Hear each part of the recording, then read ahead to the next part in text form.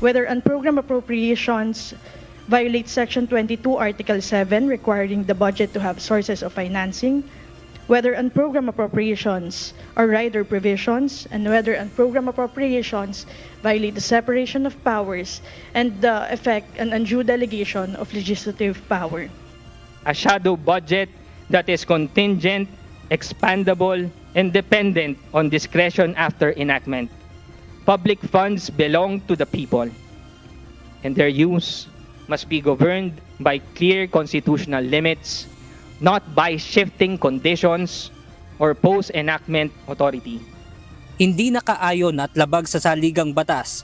Ito ang giniit ng mga petitioners sa ginanap na oral argument sa Supreme Court kaninang umaga, kung saan kine-question ang pagiging constitutional ng budget insertions sa ilalim ng unprogrammed appropriation ng General Appropriations Act noong 2024, 2025 at 2026. Sa naturang argumento, pinadedeklarang unconstitutional na mga petitioner ang unprogrammed appropriations at special accounts provision sa GAA.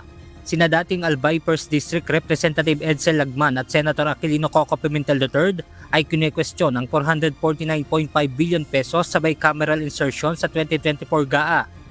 The excess amount of 449.5 billion in the unprogrammed appropriations is without constitutional basis, not being covered by the President's recommendations, capped only at 289.1 billion. Thus, as prayed for by the petitioners Edsel C. Lagman and Mujib S. Hataman in their petition, the challenge excess of 449.5 billion should be nullified in the 2024 General Appropriations Act.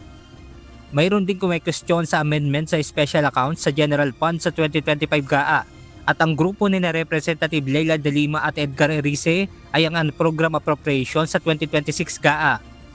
Article 6, Section 25(1) expressly prohibits Congress from increasing the appropriations recommended by the President. Congress may reduce, may realign, or modify, but it may not increase. Yet here, Your Honors, the Bicameral Conference Committee did precisely what the Constitution forbids. By increasing the special accounts in the General Fund, an automatic appropriation, Congress expanded the total expenditure program beyond the President's proposed ceiling. This is not amendment.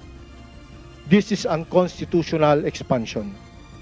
Ngunit sa presentasyon ni Solicitor General Attorney Darlene Marie Berberabe, sinabi nito na sinunod-an niya ni Pangulong Ferdinand Marcos Jr. at ng Kongreso ang proseso sa deliberasyon ng budget. Your Honors, the Constitution assigned the President the power and duty to propose a budget grounded in fiscal reality. The President did that and followed what was constitutionally required. The Constitution assigned Congress the power and duty to deliberate on that budget on behalf of the people. Congress followed what was constitutionally required. Respect for the separation of powers demands the utmost wisdom of this honorable court.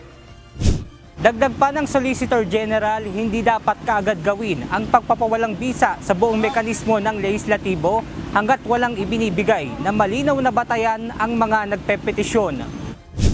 The invalidation of an entire legislative mechanism should not be done unless the petitioners have shown a clear and irreconcilable conflict with the Constitution.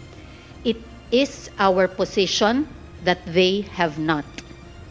Tungkulin ng kapitapitagan at kataas-taasang hukuman ito na bantayan ang mga linyang itinakda ng konstitusyon. Sa ganang amin, sa paghahandang tugunan ang mga pangangailangan ng sambayanan gamit ang unprogrammed appropriations, isinaalang-alang ng ehekutibo at lehislatura ang mga linyang ito, sapagkat ang pagmamay-ari ng kaban ng bayan ay nasa sambayanan. Samantala, ayon kay Professor Emeritus ng UP College of Economics Solita Collas Monsod na nagsilbing amicus curiae o resource person ng Korte, inilahad nito na may nangyari umunong paglobo sa unprogrammed funds mula noong 2022 hanggang ngayong 2026. But in 2022, they started growing, and if you'll see that high point there, that's where unprogrammed appropriations started.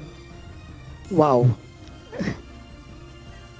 They went up to 800 billion pesos, which is more than the budget department appropriations. And notice that the dark blue and the light blue bars, is where the general appropriations exceeded the national expenditure program. Anyway, you could see the ballooning of the unprogrammed appropriations. Sa April 21 naman nakatakda ang susunod na oral arguments patungkol pa rin sa kinikwestyong GAA. Benedict Samson, UNTV News and Rescue. Diyos ang aming sandigan, serbisyo publiko ang aming pinahahalagahan.